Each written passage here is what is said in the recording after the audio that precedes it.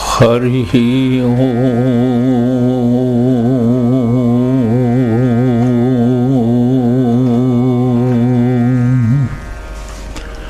औदुंबरा तळवटी नरसिंहयोगी कृष्णातटी परमशांत सुखास भोगी ध्यानस्थ होऊन समस्त चरित्र पाहे अनन्य जो चरण त्यास इच्छित देत आहे. शाश्वत आणि सनातन गुरुपीठ आदिगुरु भगवान दत्तात्रेय दत्त संप्रदायातील पूर्णावतारी महनीय विभूती भगवान श्रीपाद श्री वल्लभ श्रीमन नरसिंह सरस्वती श्री स्वामी समर्थ श्री कृष्ण सरस्वती परमपूजनीय वासुदेवानंद सरस्वती टेंबे स्वामी महाराज आणि हृदयस्थ सद्गुरु स्वामी स्वरूपानंद महनीय विभूतींची जी चरित्र असतात त्या चरित्राचं अधिष्ठान त्याचं मूळ जर शोधायचं झालं तर उत्तम उपासनेशिवाय त्याची जाणीव होणं कठीण होऊन बसतं. ही जाणीव अधिकाधिक प्रगल्भ होत जाते उपासनेतून आणि त्या जाणीवेतून साधकाच्या मनोमय कोशाचा विकास होत जातो. साधनांतर्गत जे तत्वज्ञान आहे त्या तत्वज्ञानाचा विचार केला तर साधक आपल्या ध्येयाशी समरस होत असताना त्याला काही गोष्टी या नियोजित कराव्या लागतात. बौद्धिक स्तरावरून ही गोष्ट खरी आहे, पण तरी सुद्धा उपासना जसजशी होत जाते जसजसा तो अंतर्मुख होत जातो.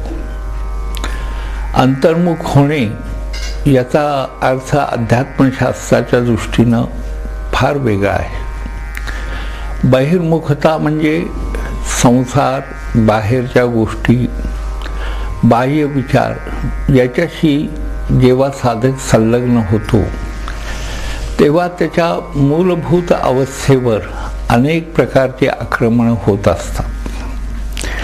ही अवस्था सुरक्षित करण्यासाठी म्हणून अंतर्मुखतेची अतिशय आवश्यकता असते आणि ती जोपासना करणं याचाच अर्थ साधना असा आहे. भगवंतानी सहज रीतीनं सांगून टाकलं, तस्मात् योगी भव अर्जुन. अर्जुना, हा सगळा व्यवहार चालू आहे,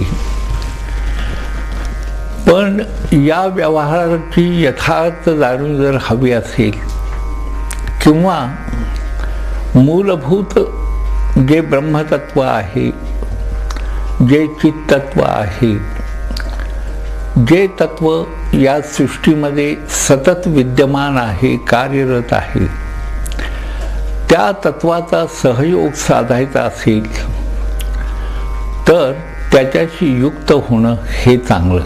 आणि हे युक्त होणं यासाठीच उपासनेची आवश्यकता असते. आपणाला काल सांगितलं की भगवान नरसिंह सरस्वती त्या ब्राह्मणाच्या घरी गेले आणि वंध्या महिषीचं दोहन सहजरित्या त्यांनी शब्दांचा उच्चार केल्याबरोबर तिचं झालेलं आहे. योगशास्त्राची भूमिका जर पाहिली तर आपणाला असं आढळून येईल की ते स्वतःच विश्वमन आहेत आणि विश्वमनामध्ये उदित होणारा कोणताही विचार हा फलद्रूप झाल्याशिवाय राहत नाही. अशा घटना ज्या असतात या घटनांना आपण चमत्कार मानतो. पण हा चमत्कार जो आहे हा चमत्कारच असा आहे की ज्या चमत्काराची पार्श्वभूमी जर आपण अवलोकन केली तर आपल्याला असं आढळून येतं की अशा प्रकारचे चमत्कार हे विश्वशक्तीशी सामरस्य झाल्याशिवाय होत नाही. संतांनी पुष्कळ सांगितलं. सांगताना त्यांनी असंही सांगितलं की अहम तेथे अहम हा धूप जाळू. म्हणजे मीपणा, देहाला चिकटलेला जो मी आहे तो मी नामशेष केल्याशिवाय विश्वाशी निगडीत असलेला जो मी आहे, स्वाभाविक मी, जो सर्वांतर्यामी आहे पण साक्षीही आहे, अशा मीचा प्रत्यय येणं कठीण होऊन जातं. नरसिंह सरस्वतींनी त्या ब्राह्मणावर, त्या कुटुंबावर कृपा केली आणि ती जी कृपा आहे त्या कृपेमध्ये मांगल्य हे आपोआपच अनुस्यूत आहे. संधारणा, सद्विचार, भाववाढ ही फार महत्त्वाची असते. व्यवहारातली भाववाढ जी असते ती माणसाला सतावते, पण परमार्थातली भाववाढ जी आहे या भाववाढीमुळं परमात्म्याचं आणि आपलं असं काही नातं जडतं की ज्या नात्यामधून एक वेगळा अशा प्रकारचा आनंद निर्माण होत असतो.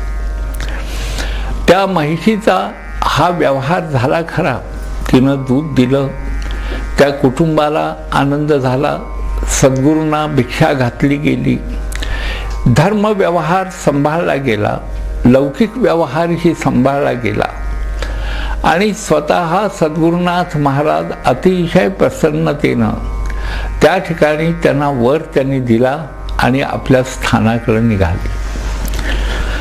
अर्थात गाणगापूर त्यावेळा अतिशय लहान गाव होतं आणि लहान गावामध्ये एखादी घटना अशी घडली की आपोआपच सगळ्यांच्या कानावर या गोष्टी जात असतात आणि ही घटना जेव्हा सर्व लोकांच्या कानावर गेली तेव्हा तिथला जो राजा होता त्या राजाला असं वाटायला लागलं की सद्गुरूंच्या ठिकाणी आपण जावं, तिथं नतमस्तक व्हावं, त्यांच्याविषयीचा केवळ आदरभावच नव्हे तर एक प्रकारचा पवित्रतमा अशा प्रकारचा भाव त्याच्या अंतःकरणामध्ये निर्माण झाला आणि त्यांनी हत्ती, अश्व, त्याचबरोबर वेगवेगळ्या प्रकारची वाद्य आणि काही लोक घेऊन तो सद्गुरुनाथ महाराजांच्याकडे गेलेला आहे. तिथं गेल्यावर त्यांनी काय केलं असेल तर सद्गुरूंना प्रार्थना केली. सर्वसामान्यतः आपण जेव्हा बोलतो तेव्हा शब्दांचं भान असतंच असं नाही. प्रार्थनेमध्ये असा एक गुण आहे की ज्याची आपण प्रार्थना करतो त्याच्या चिदाकाशामध्ये ते शब्द आपोआप शिरतात आणि प्रार्थनेला किंवा प्रार्थनेची फलश्रुती जी आहे ती सुंदर रीतीनं प्रत्ययाला येत असते. सद्गुरूंना त्यांनी सांगितलं की आपला अधिकार मोठा आहे, आपण श्रेष्ठ आहात, आपण परात्पर आहात. परात्पर आहात याचा अर्थ आपण अतिश्रेष्ठ आहात, सद्गुरू आहात. सद्गुरू या शब्दाविषयी मी सतत बोलत आलेलो आहे, पण सद्गुरू याचा खरा अर्थ जर आपण घ्यायचा झाला अगदी थोडक्यात एका शब्दामध्ये जर तो जाणायचा असेल, अर्थ घ्यायचा असेल तर सत्याशी ज्याचं सामरस्य आहे तो सद्गुरू असं म्हणायला काही हरकत नाही. तेव्हा परमसत्य जे आहे ते परमसत्य मनुष्य रूपानं आपल्या ठिकाणी आम्ही अनुभवतो अशा प्रकारची अत्यंत प्रेमानं आणि कळकळीनं त्या राजानं प्रार्थना केली. तेव्हा सद्गुरूंनी असं काही वक्तव्य केलेलं आहे, गुरुचरित्रामध्ये आहे. ते म्हणले, कशासाठी तू आलास, काय काम आहे? म्हणजे जणू काही घटना घडली, त्या घटनेच्या बाबतीत त्यांच्या ठिकाणी कोणताच विचार नाही. आपण विचार करा, अशी एखादी गोष्ट जर घडली तर त्याच्यावर सर्वसामान्य माणूस अनेक ठिकाणी अनेक प्रकारची वक्तव्य करत असतो. पण सद्गुरुनाथ महाराजांचं एक वेगळं दर्शन आपणाला या ठिकाणी घडतंय. ते म्हणजे ही घटना घडून सुद्धा त्या घटनेकडे साक्षी भावानं ते बघतात. म्हणजे घटना घडवणारा मी नाही, त्या घटनेचं आदिकरण मी नाही, किंवा माझ्यामुळं त्या म्हशीनं दूध दिलं असंही नाही. तर जे काही घडलंय ते यदृच्छया घडलेलं आहे, परमात्मा शक्तीच्या इच्छेनंच घडलेलं आहे, असं महाराजांनी जणू काही त्या ठिकाणी आपलं मत प्रगट केलेलं आहे. आणि ते प्रगट केलं तरी सुद्धा या ब्राह्मणाला, आपल्या या राजाला काही असं वाटेना की काही झालं तरी सद्गुरूंनी गाणगापुरात गावामध्ये येणं आवश्यक आहे. कारण यांचं जे वास्तव्य आहे ते वास्तव्य अरण्यात होतं. त्यावेळा कदाचित गाणगापुरातला जो निसर्ग असेल, तिथली झाडं असतील, झुडपं असतील, किंवा नद्यांचे भीमा अमराजीचे प्रवाह असतील, तिथं जलाची काही जी ठिकाणं आहेत ती ठिकाणं, ही सगळी ठिकाणं एका वेगळ्या एकांतवासानं युक्त अशी असली पाहिजेत. आणि अशा ठिकाणी आपण राहता, लोकांच्यापासून दूर राहता, आपल्यासारखं आत्मवैभव संपन्न अशा प्रकारचं जे व्यक्तिमत्व आहे, या सद्गुरूंनी गावात यावं. आणि गावात सुद्धा काय यावं तर लोककल्याणासाठी, लोकप्रबोधनासाठी यावं आणि आम्हाला आपली सेवा करायला मिळावी, अशी प्रार्थना त्या राजाने केलेली आहे. सेवा करायला मिळावी, सेवाभाव अंतःकरणामध्ये निर्माण होणं, हा सुद्धा एक सद्गुरूंच्या कृपेचाच भाग आहे. कारण घटना घडतात, त्या घटनेचा आस्वाद घेता येतो. इतकंच नव्हे तर त्या घटनेच्या संदर्भात आपण वेगवेगळ्या प्रकारची भाष्य करत राहतो, संवाद करतो. काही वेळा त्या संवादातून सुखसंवाद होतात, काही वेळा बुद्धी तत्व जेव्हा कार्य करतं आणि विक्षेप शक्ती जेव्हा कार्य करतात तेव्हा विसंवादित्व निर्माण होतं.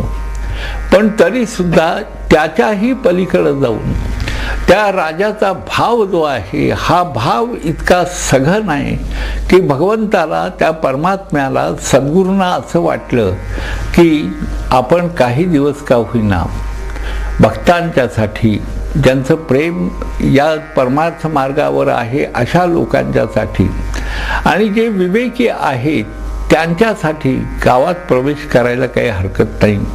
म्हणून त्यांनी त्या बादशाह आपल्या राजाला सांगितलं की मी येतो म्हटल्यानंतर त्यांनी जी तयारी केलेली आहे, पूर्वी काय होती पद्धत, पालख्या असत, तेव्हा त्यांनी पालखी आणली, वेगवेगळ्या प्रकारची वाद्य आणली आणि त्यांचा सद्गुरूंचा जय जयकार करत, जयघोष करत त्यांना गाणगापूरमध्ये न्यायला म्हणून तो प्रवृत्त झालेला आहे.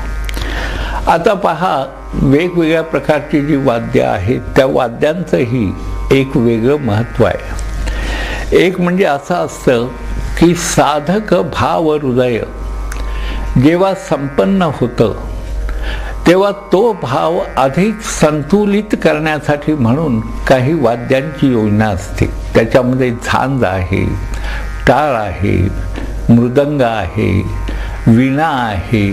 अशी जी वाद्य आपणाला वाटतं की आरतीच्या वेळा आपण घंटा वाजवतो, ही घंटा काही सहज करमत नाही म्हणून वाजवत नाही, तर त्या घंटेच्या आवाजाला, त्या निनादाला एक वेगळं अशा प्रकारचं महत्त्व अशासाठी आहे की साधकाच्या अंतःकरणामध्ये असलेलं जे सुप्त अशा प्रकारचं नाद तत्व असतं, त्या नाद तत्वाला हा बाह्य नाद जो आहे हा आवाहन करत राहतो आणि ते तत्व जेव्हा आत प्रगट होतं तेव्हा भाव पुष्ट होतो आणि साधक तुष्ट होतो. यासाठी म्हणून ही वाद्य असतात. तेव्हा त्या राजांनी काय केलं, सद्गुरूंना सांगितलं की आपण पालखीत बसावं. बसा असं म्हणणार नाही, तर आपण पालखीत या ठिकाणी यावं, या ठिकाणी स्थित व्हावं अशी त्यांनी प्रार्थना केली. आणि त्या प्रार्थनेला सद्गुरूंनीही उत्तम प्रकारे अत्यंत प्रेमपूर्वक त्या प्रार्थनेचा स्वीकार केला आणि त्याचा जो भक्तीचा अनुनय आहे त्या अनुनयाला अनुसरून ते पालखीत बसलेले. आपण विचार करा की स्वतः महाराज भिक्षेला जात असत. गाणगापूरच्या भूमीवरनं कित्येक वेळा ती आपली सुकोमल अशा प्रकारची जी पावलं आहेत ती पावलं त्या गाणगापूरच्या भूमीवर सद्गुरूंची चालत असत. त्या पावलांनी ते चालत असत. पण तरी सुद्धा पालखी हा जो मान आहे हा मान फार महत्त्वाचा आहे. आज सुद्धा वाडीला गाणगापूरला जर आपण गेलात तर सद्गुरूंची जी मूर्ती आहे ती मूर्ती पालखीमध्ये प्रतिष्ठित झालेली आपण पाहतो. गाणगापूरला तर अशी पद्धत आहे की पालखी निघाली तर त्या पालखीच्या खाली काही लोक दंडवत करतात आणि त्यांच्या देहावरनं पालखी जाते. म्हणजे सद्गुरूंचा सहवास, त्यांच्या चरणाचा सहवास, त्यांच्या कृपेचा लाभ लोकांना होत असतो. तेव्हा सद्गुरूंनाच महाराज त्या पालखीत बसले आणि गाणगापूरकडं जायला ती पालखी निघाली. संगमाच्या तिथं कदाचित ते असतील, तिथून गाणगापुरात जायला वेळ लागणार होता. आणि पालखी निघाल्यानंतर मला तर असं वाटतं की त्यावेळा आसपास जे पशु असतील, पक्षी असतील किंवा अन्य प्रकारची जी श्वापदा असतील आणि झाडावर अत्यंत लहान लहान जे जीव असतील त्या जीवांचा सुद्धा सुंदर तऱ्हेनं उद्धार झाला होताच असं म्हणायला काही हरकत नाही. आता हा उद्धार त्यांचा कसा होतो हा मोठा प्रश्न आहे. पुष्कळ वेळा काय होतं की व्याख्यानं प्रवचनं ही प्रगट होत असताना उद्धाराची जेव्हा उद्धार हा शब्द आपण वापरतो, पण सद्गुरू निघालेले आहेत ते काही सामान्य मनुष्य नाही.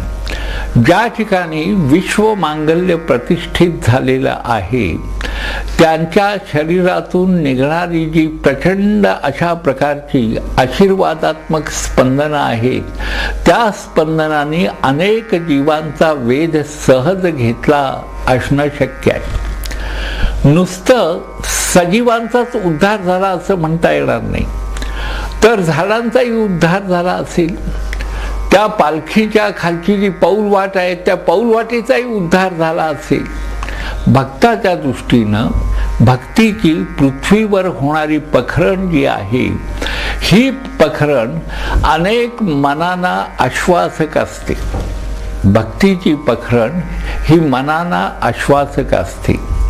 भक्ती जेव्हा अधिकाधिक रीतीनं प्रगट होत राहते तेव्हा ती भक्ती मनुष्याच्याच अंतःकरणामध्ये नव्हे तर सर्व प्राणिमात्रांच्या अंतःकरणामध्ये एक प्रकारची संजीवनी निर्माण करते आणि त्या संजीवनाची प्रचिती प्राणिमात्राला येत असते.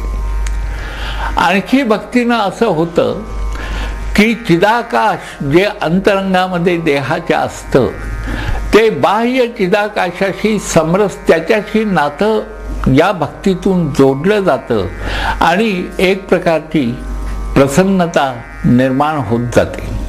ज्ञानेश्वरांनी फार सुंदर रीतीनं सांगितलेला आहे भक्ती महिमा.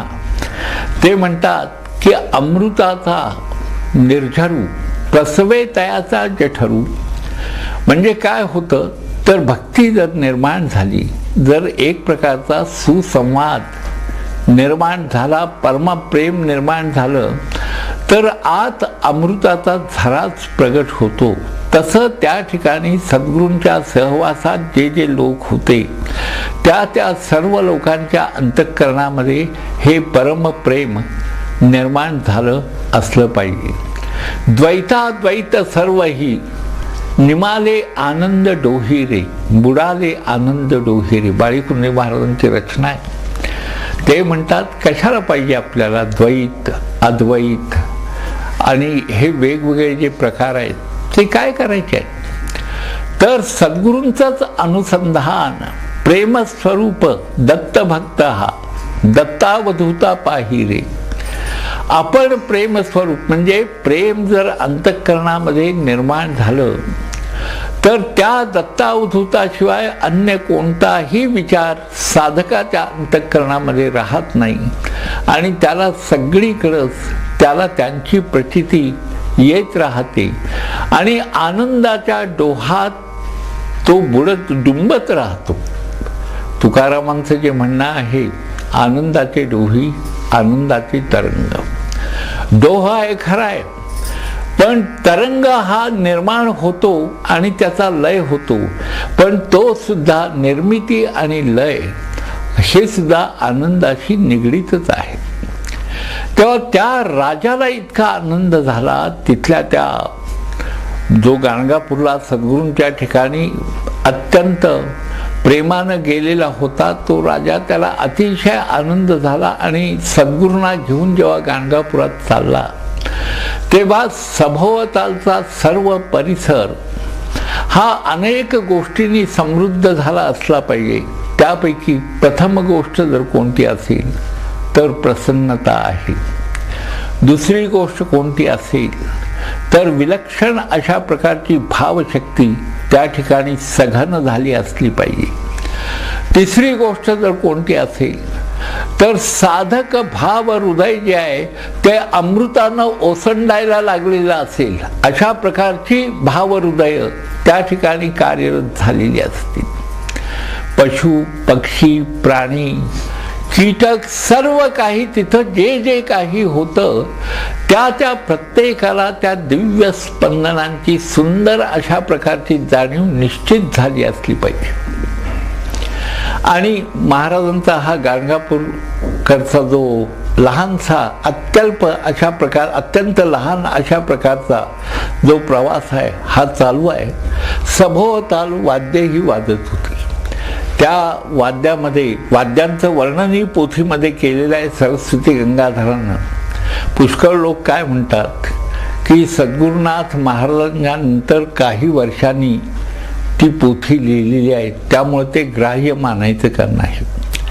आपणाला एकच सांगावं असं वाटतं की भाव हृदय जेव्हा कार्यरत होतं तेव्हा त्याला काळाची जी एक काळाची अडवणूक त्याला असत नाही.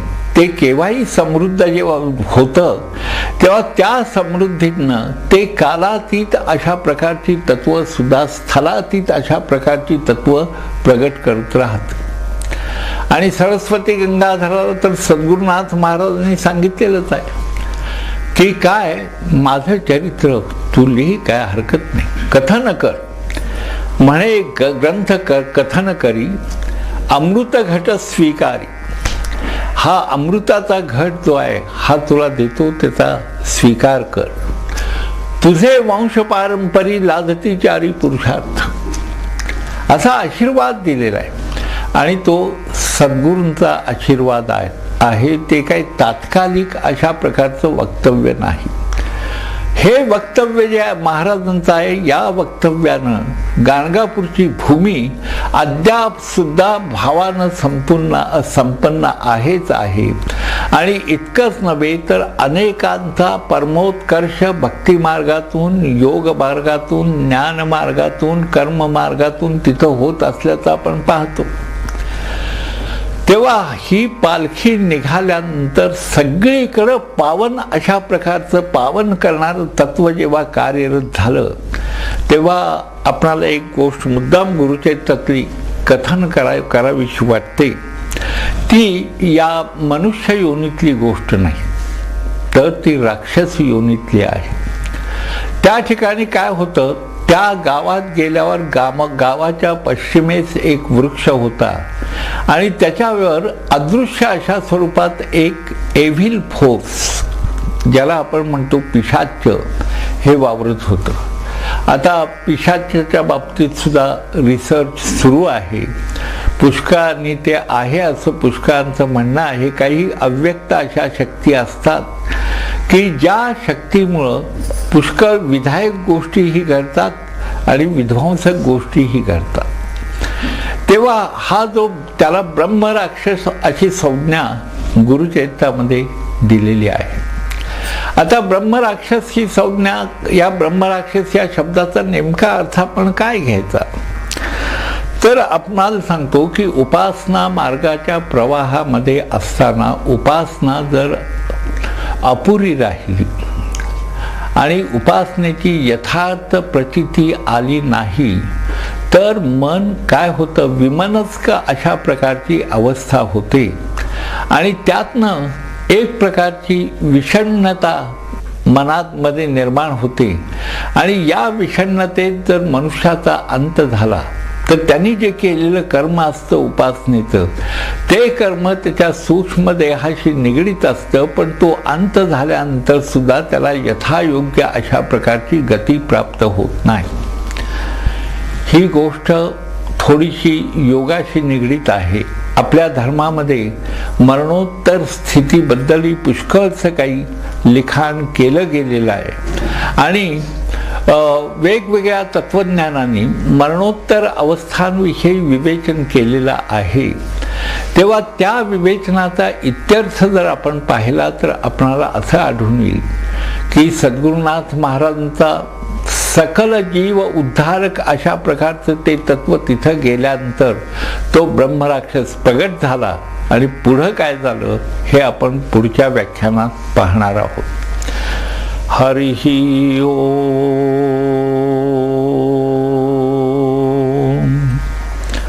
हरिः ओम.